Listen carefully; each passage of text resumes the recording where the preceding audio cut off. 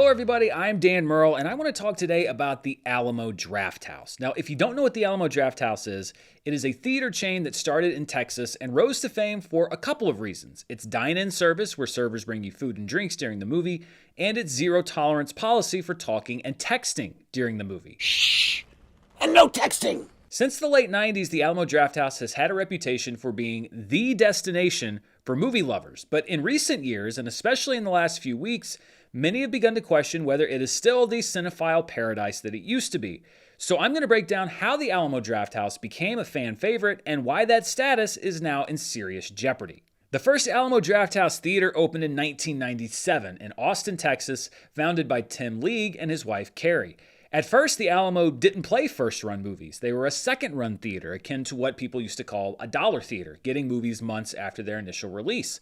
But over time, the Alamo began to build a reputation for its unique screenings, often themed around food or music, and turning watching a movie into a full experience. It's almost like you're not just taking me to a movie, you're taking me on an adventure. When we're at our best, we're creating a memory that you're going to have forever. While the Drafthouse's programming was a standout, the theater also had the advantage of being in Austin during a particularly crucial time. The late 90s saw the rise of filmmakers like Robert Rodriguez and Richard Linklater, who committed to building an artistic community in Texas and Austin in particular.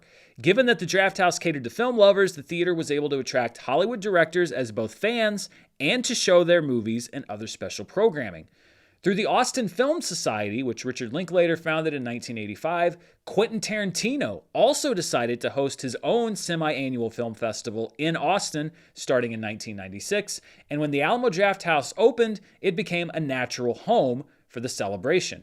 All of a sudden, Hollywood's hottest young directors were making Austin, Texas the epicenter of celebrating movies, and the Alamo Drafthouse was their HQ. At the same time, beginning in 1996, an Austin movie fan named Harry Knowles started a website on the then fledgling internet called Ain't It Cool News. Within a couple of years, Ain't It Cool and Knowles became a force to be reckoned with in Hollywood. Infamous for leaking scripts, early reviews, and insider gossip about movies, Knowles' website and its growing readership could effectively tank a movie before it even came out, or it could be the source of precious early buzz that could get fans excited.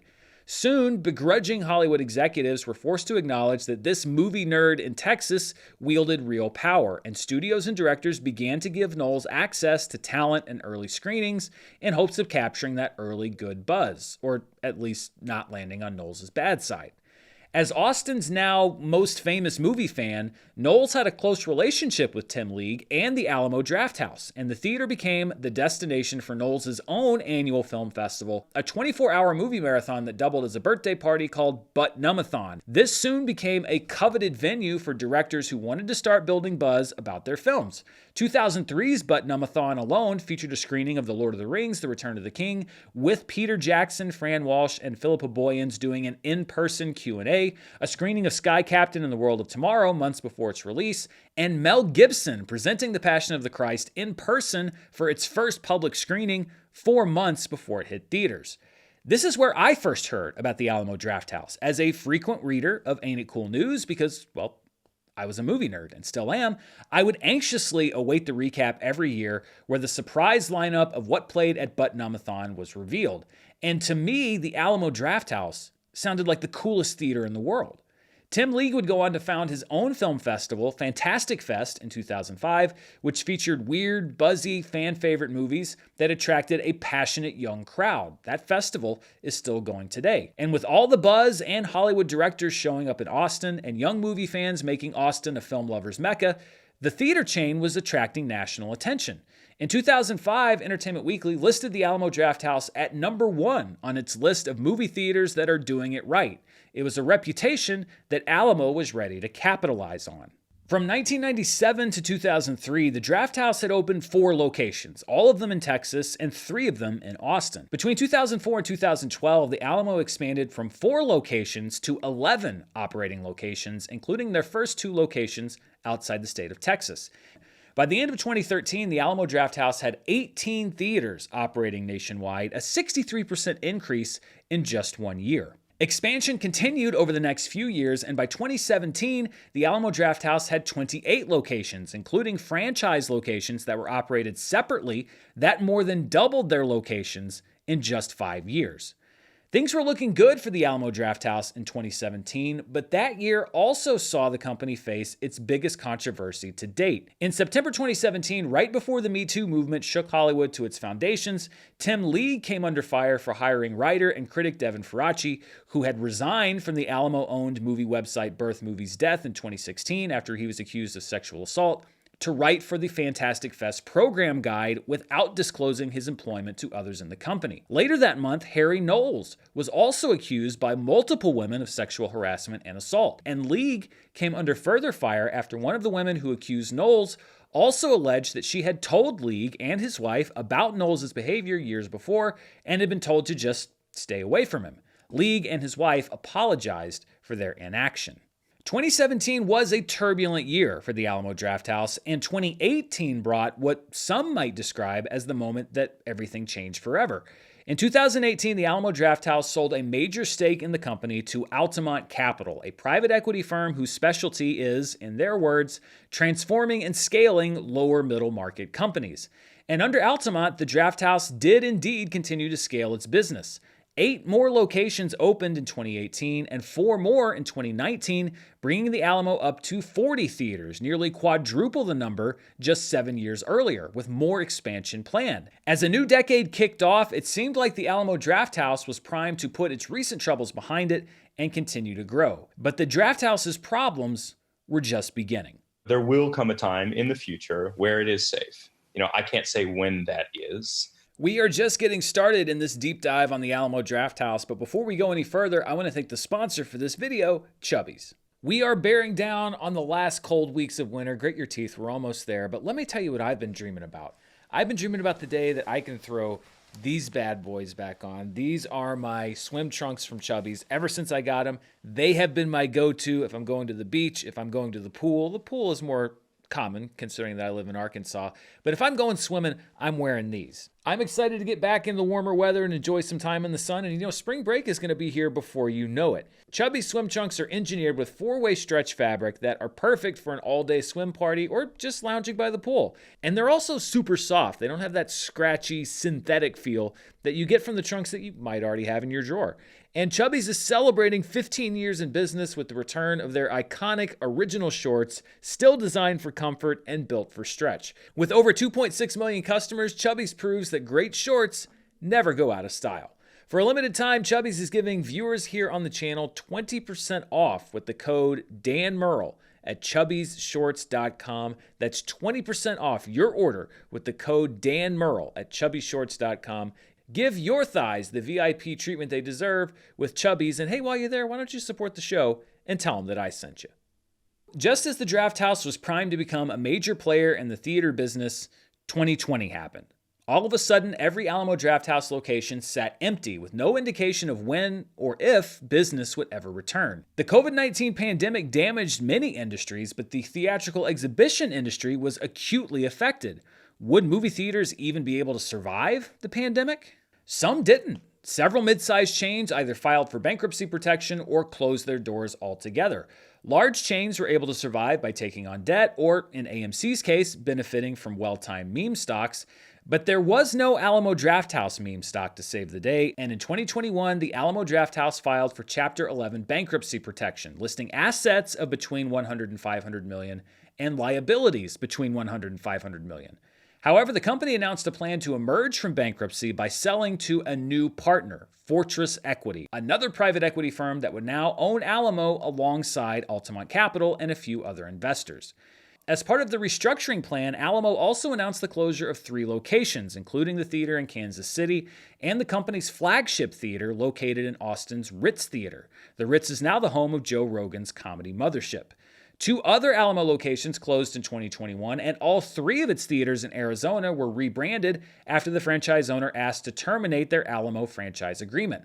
After closing or selling just 4 locations since its founding in 1997, Alamo lost 8 locations in 2021 alone and canceled a planned expansion to Orlando, Florida. However, they also opened 2 new locations in 2021 in the high-priced markets of Washington, D.C. and Lower Manhattan in New York City.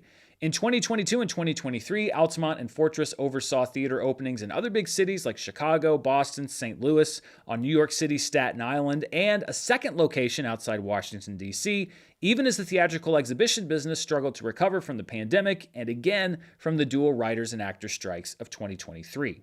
Now, if you know anything about private equity, you should also know that priority number one with any private equity acquisition is getting a return on your investment. I couldn't find public information on just how much Fortress and Altamont and the other investors acquired Alamo for in bankruptcy, but given that there were no other bidders, it probably wasn't a huge amount. In order to get that return on investment, private equity will often do one of two things to a new asset: milk it for everything it's worth or flip it.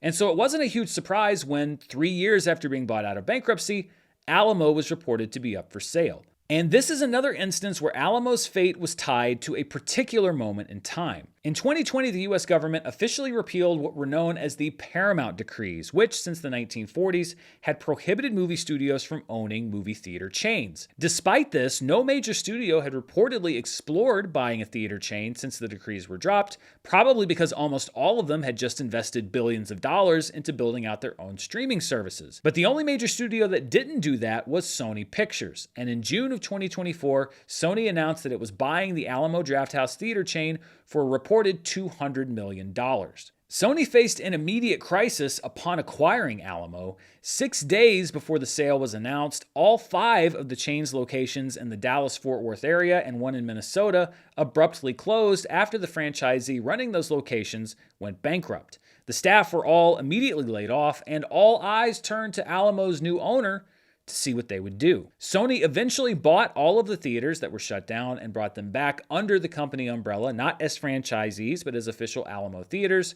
They also announced that employees who lost their jobs would receive any back pay that was owed to them, would get first priority to interview for their positions back, and would receive enhanced benefits packages if hired. It seemed like things might actually be calming down for Alamo. But while it had navigated the labor issue of rehiring the former franchise employees, other labor troubles were looming. They are lying, and they are going to keep abusing both their workers and the people that they're supposed to serve in pursuit of profit margins. In January of 2025, Alamo announced that they were laying off employees in their corporate division and at their theaters, citing an anticipated slowdown at the box office. 15 corporate employees were laid off, and while the number of theater employees laid off wasn't specified, some tagged the number as high as 20 to 25%. Alamo claimed that most of the laid-off employees were part-time workers who had just been hired for the holidays and that they could or would be rehired when business picked up again in the spring. But some current and former theater workers disputed that claim, saying that dozens of co-workers were laid off at some locations, many of them with multiple years of experience. I feel pretty discarded as a person from a company that, tells us that we're family and that we can get through this together. The timing was particularly suspicious to workers at locations that had recently voted to unionize. In 2022, workers at Alamo's New Mission location in San Francisco announced plans to form a union, citing issues including unaddressed sexual harassment. In 2023, workers in New York City followed suit, and in 2024, workers at a location in Colorado also voted to form a union, citing poor workplace conditions, insufficient benefits, and reduced hours and pay, among other grievances. Workers who voted to unionize were still negotiating with Alamo at the time of the layoffs in early 2025, and some of the employees laid off were also, reportedly, the same employees who were leading the union push. Following the layoffs in January 2025, workers at New York's Manhattan and Brooklyn theaters, the two locations that had voted to form a union, filed a complaint to the National Labor Relations Board alleging that Alamo had failed to negotiate in good faith and had laid off 70 employees between the two locations. On February 11th, workers at Colorado's Sloan Lake Theater, who were also attempting to unionize, authorized a strike in protest of the 47 employees who'd been laid off across 3 Colorado locations. Days later, employees at the 2 New York theaters voted to join them on the picket line. Now, the Colorado strike ended after a few days, with Alamo promising to bring back some of the laid-off workers, but with no binding agreement on other issues. The strike in New York lasted 58 days and ended after Alamo agreed to rehire all 70 of the employees who'd been laid off earlier in the year. In March 2025, one of Alamo's Austin theaters also voted to unionize and conducted a sick-out strike in May, protesting at the theater against what they claimed were poor working conditions, understaffing, and low pay. While labor issues aren't unusual with big companies, it was still kind of jarring to see a brand that started out as populist as the Alamo Drafthouse become, via Sony, the man in a labor dispute with its own workers. What this union's goals are is to bring the experience that we deliver to customers to its workers. Even with the ongoing labor disputes, things got a little quieter for the Alamo Drafthouse for a few months, until early this year, when they announced a policy change that cut to the very heart of what many people think is a core tenet of the Alamo experience. The days of pen and paper are over at Alamo Drafthouse. The movie theater is going mobile. As I mentioned earlier, the Alamo Drafthouse is a dine-in theater, and I've had the pleasure of attending several movies there in both Texas and in California. The way the system works, or I guess used to work, is that a server would come to your seat and take your drink and food order before the movie started. Each seat at the Alamo has a small attached table for you to put your food and drink on. During the film, if you wanted anything else, you would write your order on a slip of paper and put that piece of paper in a designated slot in the front of your table. Once they saw that somebody had made an order, they would come get the slip of paper, and then they would bring you your food or drink. And near the end of the movie, servers would distribute checks, which you would pay before you left. This process did come with some minor disruption, but in the early days of Alamo, Tim League made sure to point out the lengths that the chain went to in order to minimize that disruption. League scripts even the smallest details of the operation, directing his waitstaff to use the iPhone app Run P. For us, we use that as the ideal time to drop a check or not disturb you with the service. In early January, Alamo announced that their theaters would be moving away from pen and paper orders and taking all food and drink orders as well as payments through their mobile app. It will allow guests to browse the full menu, place orders before and during the film, request service, and pay the bill. They also said that food orders and payments would be taken on a dark screen app that would not disrupt the viewing experience, that would not make the phone screen bright, and that texting and talking during the movie would still be banned behaviors and that they would regulate those policies. But longtime Alamo fans and customers weren't and aren't happy with that change. That's honestly the reason why we come so much, because they're like pretty strict about it. Some say it's overly strict, but I say we've gotten ourselves to this point of needing to be told not to be on our phones in a movie theater. And this response, honestly, I think is understandable. Alamo Drafthouse is perhaps best known for its policy about texting and phone use. It often runs a pre-show promo featuring a voicemail mocking an angry customer who had been kicked out of the theater for texting. And Tim League has boasted time and time again that what sets Alamo apart from all other theaters is its zero-tolerance policy on phone usage. We want to create great experiences here. That experience includes a strict no talking, no texting, no cell phone looking policy. If you come to the Alamo Drafthouse, please don't talk and please don't text, because texting is totally just as disruptive as talking.